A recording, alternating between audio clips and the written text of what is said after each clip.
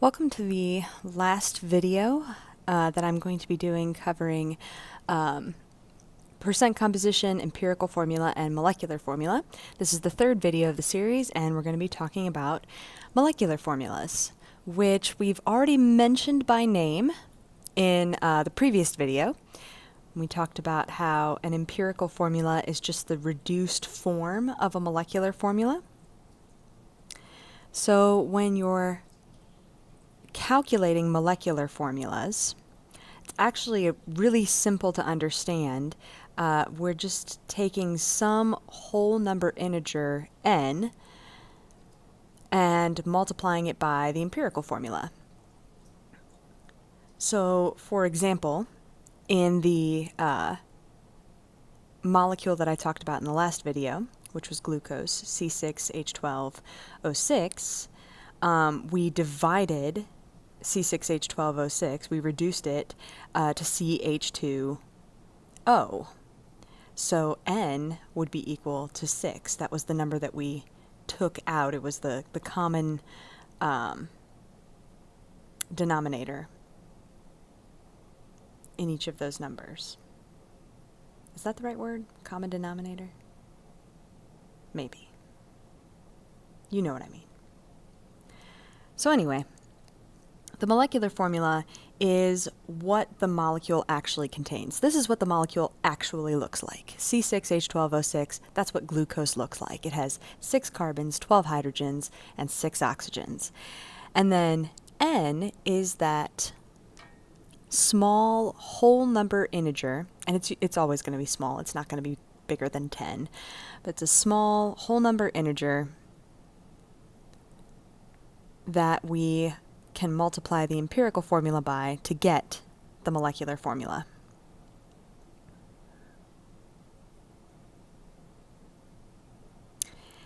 And when you're solving molecular formula problems, you'll know that they're molecular formula problems because you'll have to be given this extra piece of information. You will not be able to solve molecular formula problems unless you are given the molar mass of the molecule.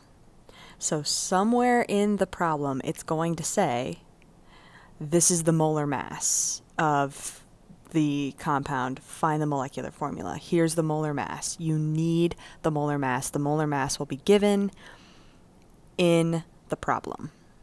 So that's how you can usually tell that you're working with a molecular formula problem. Okay. I've already mentioned this, but let's go ahead and write it out. When you are determining N is equal to the molar mass of the molecular formula. And again, this is what you would have to be given in the problem. You would not be able to solve for molecular formula if you were not given the molar mass of the compound. So the molar mass of the compound, that will be given to you, divided by the empirical formula mass, or the molar mass of the empirical formula. So C6H12O6 is going to have a much larger molar mass than CH2O. So this is how we solve for N. And I'm actually going to show you this calculation right here. I'd like you to put this in your notes, just to really drive the point home.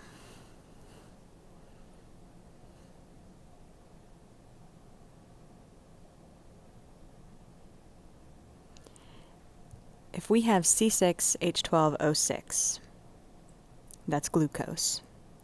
This is the molecular formula. And I'm going to grab a calculator and plug in each of these calculations to solve for the molar mass of my compound. And again, in a problem, this is the number that would have to be given to you. We'll do an example problem. You'll see what I mean. And then the empirical formula of C6H12O6 is CH2O. Okay, so we're just going to go ahead and plug in these numbers, solve for n so that you can see how it works. Grab my calculator.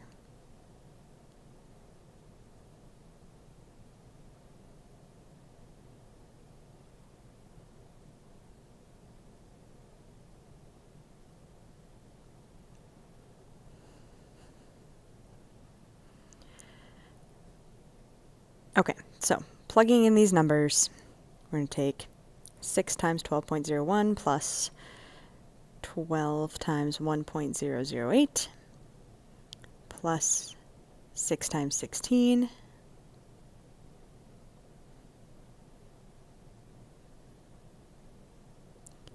and we get our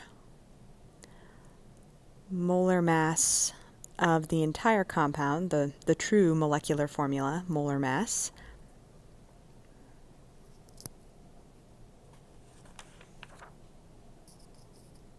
which is 180.156.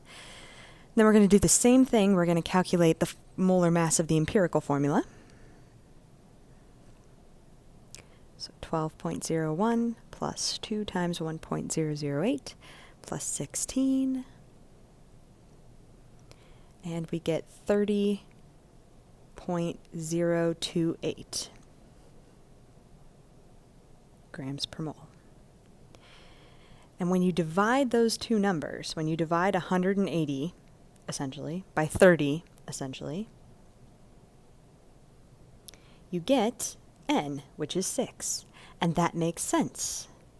Because if n is equal to 6, 6 was the number that we took out of the molecular formula to get the empirical formula. So it's the number we have to put back into the empirical formula to get back to the molecular formula. So 6 times CH2O yields C6H12O6. Okay, so that's how you determine n. Now let's look at what an actual molecular formula problem would look like in real life.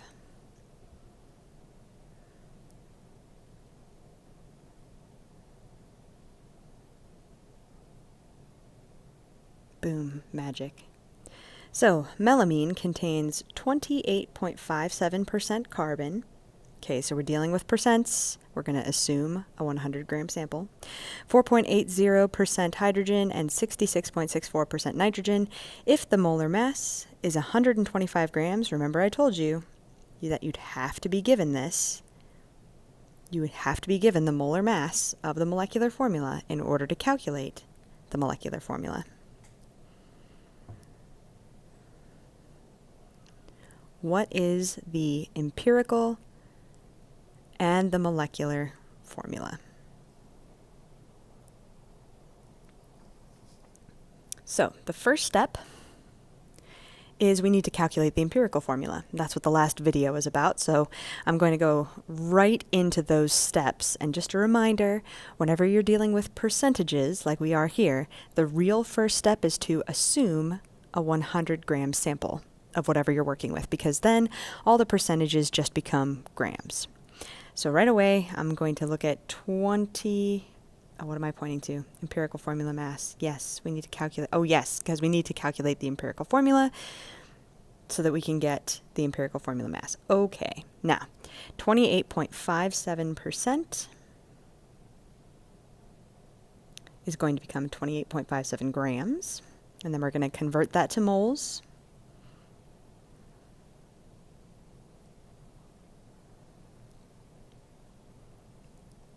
Divide by 12.01 grams, and that's going to give us 2.38 moles of carbon.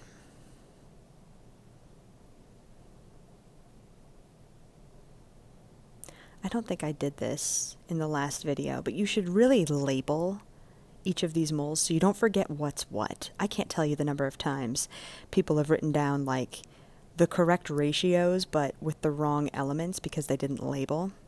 Bad chemistry teacher. I should have labeled the first set. Okay, so 4.80% becomes 4.80 grams. Divide that by 1.008 grams, and that's going to give us 4.76 moles of hydrogen.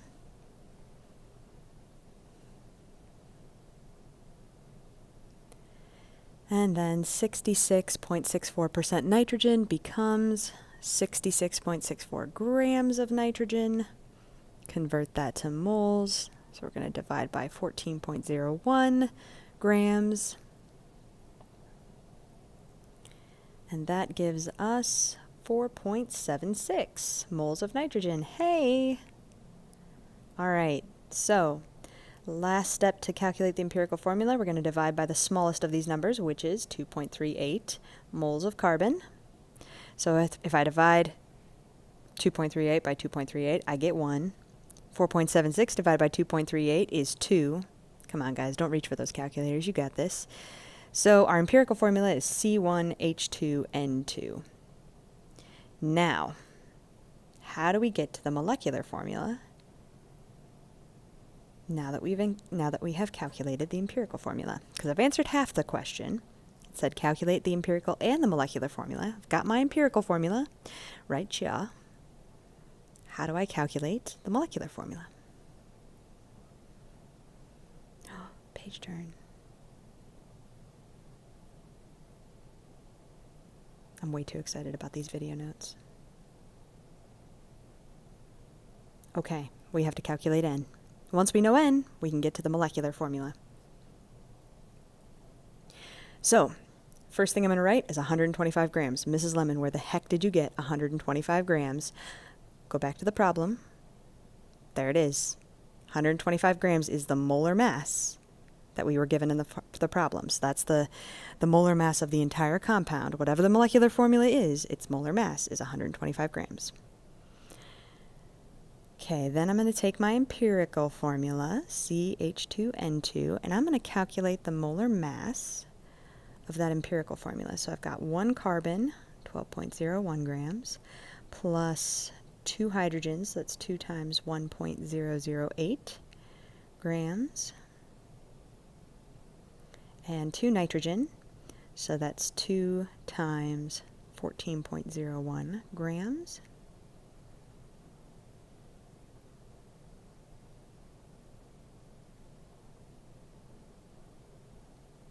And when you add those together,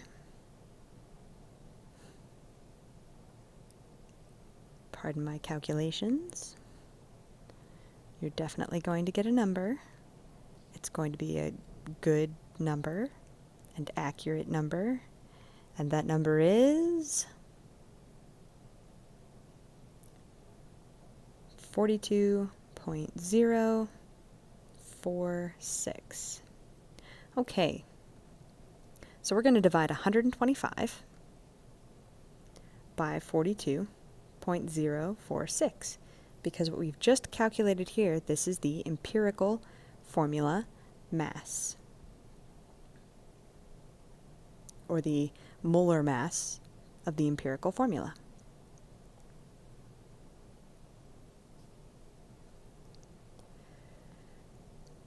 So divide by 42.046.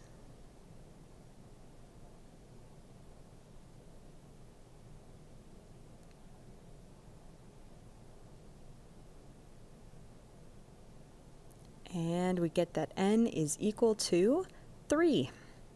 Actually, you get 2.97, but that's pretty darn close to 3. So that's what N is going to be. Remember, we want whole number integers. So if we take our empirical formula, CH2N2, and multiply it by 3, distribute that 3 evenly, we get the molecular formula, which is C3H6N6.